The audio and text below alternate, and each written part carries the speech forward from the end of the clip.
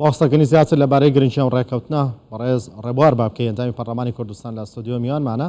بەڕێز ڕێبوار بابکەی بەخێربن. سپاس بۆ ئامادەبوونتان. تا چەندە دوتوانین بڵێن ئەم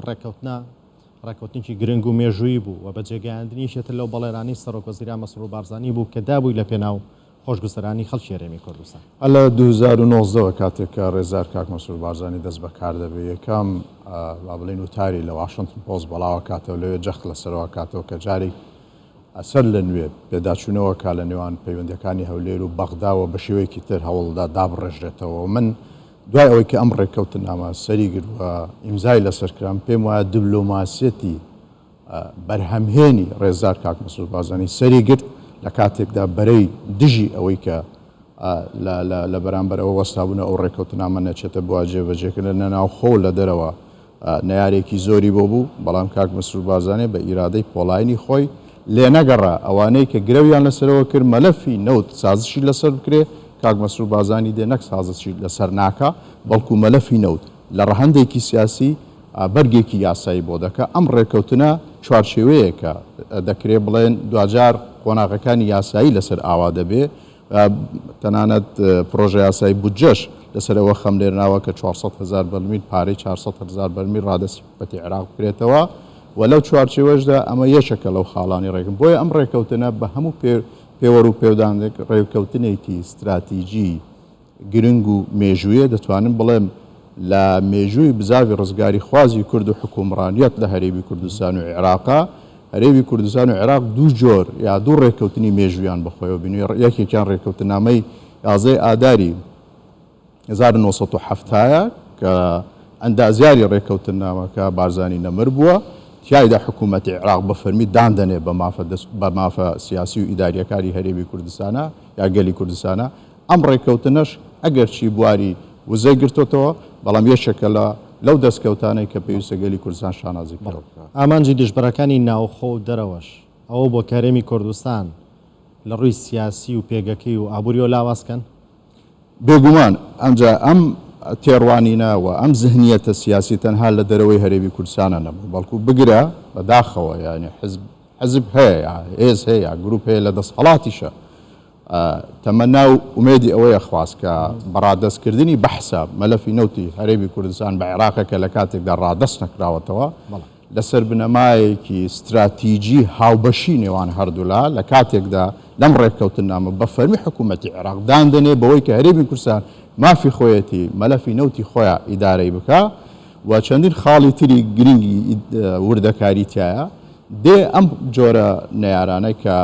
کار و کاسبیان لە ماوەی ڕابردوو هەر بۆڵەبۆڵی سیاسی بووە، هەوڵیان داوە کە بازاری چاواشەکاری سیاسی خۆیان بەم جۆرە بابەتانە گەرمکەن. ئەم ڕێککەوتنە کۆتا بزمار لە تابوتی ئەو کەسانەدا کە ئەم بۆڵەبۆڵەیان کردووە و خەریکی چاواشەکردنی خەڵکن، چونکە ئیتر ئەم وەرەقەیە بۆ مزایدەکردن و بۆ دژایەتیکردنی هەرێمی کوردستان و بۆ ئەوەی کە هەرێمی کوردستان قوارەی هەرێمی کوردستان هەڵدەوەشێتەوە مەلەفی نەفت ڕادەزێک ئیتر کۆتاهێت چیتر ئەمان ناتوانن ئەم وەرەقەیە بەکاربێنن بۆی کە دژایەتی پێ بکەن لە دژیاری کوردستان. هەر لە چوارچێوە ئەم ڕێکەوتنەدا کە بڕیارە جێگری سەرۆکی کۆمپانیای سۆمۆش بدرێ بە کورد، ئەمە تا چەند گرنگە بۆ بەڕۆ پێشچوونی کەرتی وزە و ئاگاداربوون لە تەواوی دۆسی وزە لە عێراقیش. بابەتی سۆمۆ یەکێک بووە لەو بابەتانە لە چوارچێوەی ئەو مەلەفی نەوتاکە قسەی لەسەرکرێ لە نێوان حکومەتی هەرێمی کوردستان و حکومەتی عێراق لە ماوەی ڕابردوو لە کابینەکانی ڕابردوو و کابینەی نوێمیش بە درێژایی ئەوەی کە یەکێک لە داواکاریەکانی حکومەتی هەرێمی کوردستان ئەوە بوو کە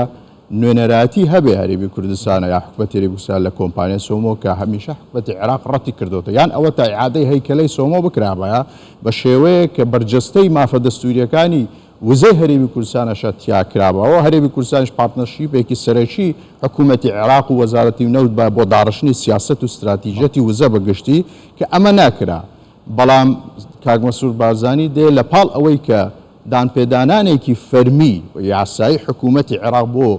کەرتی وزەی هەرێمی کوردستان وەدەستێنێت، دەستکەوتێکی تریش لە پاڵ ئەمە وەدەستێنێ کە ئەوەیە جێگیری سۆمۆ، جێگیری بەرپرسی سۆمۆ لە پشکی کورد دەبێ. ئەمە واتای چییە؟ ئەم دەستکەوتە ئەگەر چی ڕەنگە بە دیوە معنەویەکەی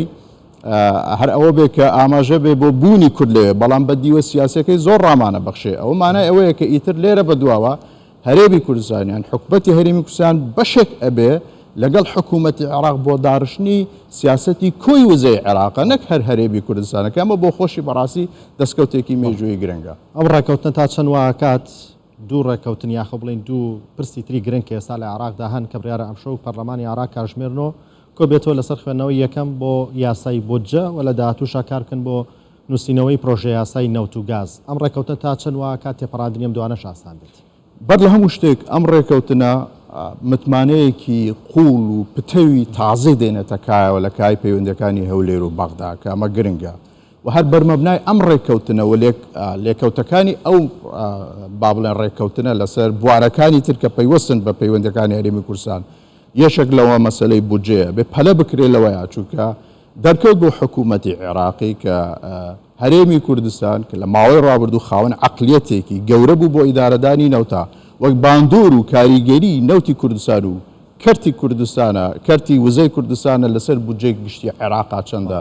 بۆیە حکوومەتی عێراق و بەڕێز شیع سوودانی هەر لە دوای ئیمزاکردنی ئەم ڕێکەوتنە داوای کردووە لە پەرلەمانی عێراق کە پەلە بکرێت لەوەی کە پرۆژە یاسای بودجە لەوەیە پەسەند بکرێت چونکە ئەم ڕێکەوتنە هەندێک وردەکاری تایە لە دوای ئەوە ئەبێ پەلە بکرێن بۆی کە ئەم ڕێکەوتنە بە تەواوی بچێتە جێبەجێکردنەوە. اینجا وەکو باسم کرد ئەمە دەستپێکێکی یا قۆناغێکی تازەیە بۆ ئەوی کە پرۆژە یاسای نەوت و غازەکە ئەمە ئەهمیەتێکی گرنگیە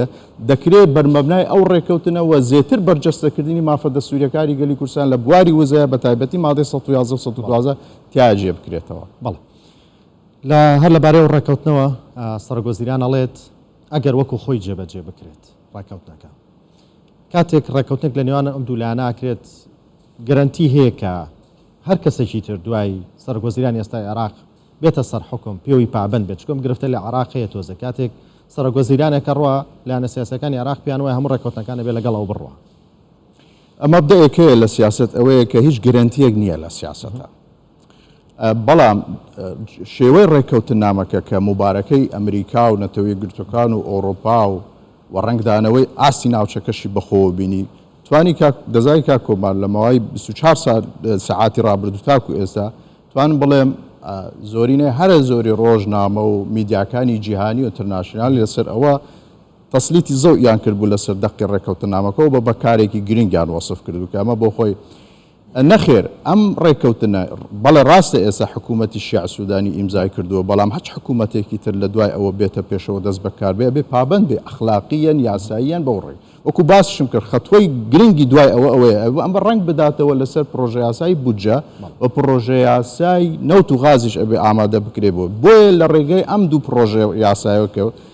دەبێ حکوومەتی عێراق پابند بێ بە جێبەجێکردنی ئەم ڕێکەوتنە ئەگەر حکوومەتی عێراق جێبەجێ پابند نەبێ بە جێبەجێکردنی ئەم ڕێکەوتنە جارێکی تر ئەم شەرعیەتە درێتەوە هەرێمی کوردستان کە سەربەخۆ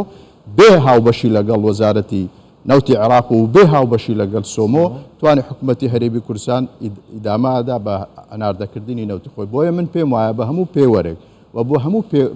پێدراوێک هەرچەند لە ئێستاوە ڕەنگە زوو بێ ئێمە تەخمینی ئەوە بکەین کە پابندە بێیانە بەڵام بە هەموو پێدراوێک